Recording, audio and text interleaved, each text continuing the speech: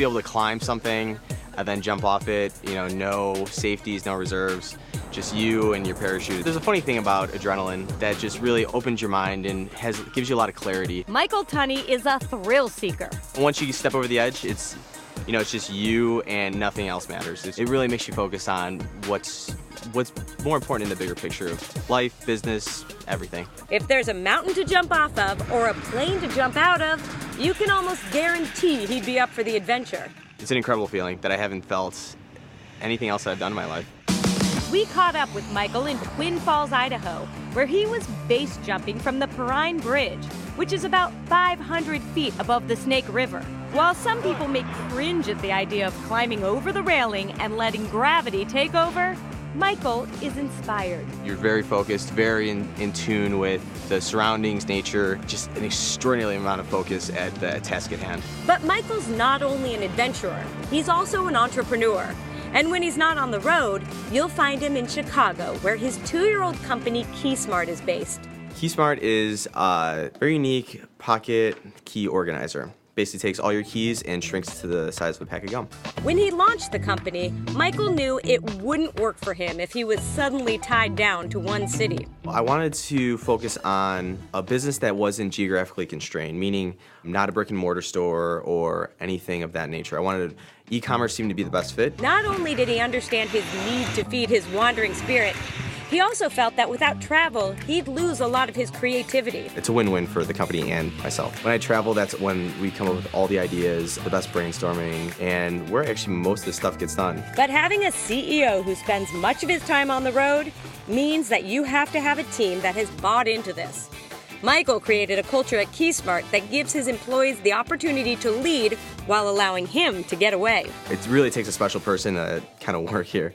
It's to be very, very self-driven. My style is not micromanagement and absolutely cannot stand it. So we definitely look for other entrepreneur-type people and just absolutely enable them as much as we can to kind of fulfill their own goals. Before anyone's hired at the company, job applicants get a tryout to see how they feel about this environment. A lot of the people we hire will actually allow them to moonlight for the first 4 weeks, and I'll stay late. I'll work till 10 p.m. They'll come in at 4 after their other job, and just to kind of see if it's a good fit. We usually both know if it's a good fit after like 2 weeks of moonlighting.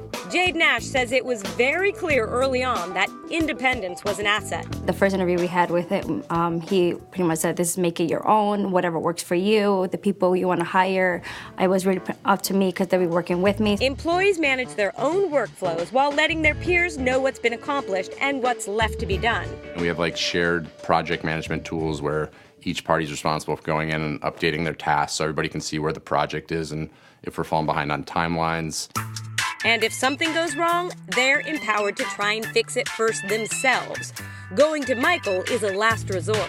Everybody has very good initiative, and if they can't solve something, they'll find somebody who can help them and walk them through whatever issue that they have without needing, approval of him. We try to keep him out of the day-to-day stuff as much as possible to free up his time for other stuff. So there's a lot of days where he's here, where he's back with, our designers working on stuff that it's no different than if he's out of the country necessarily for me. No matter where Michael is in the world, though, he works the same hours as the team in Chicago. I'm the one that stays up all night and works them, so it's the same hours here.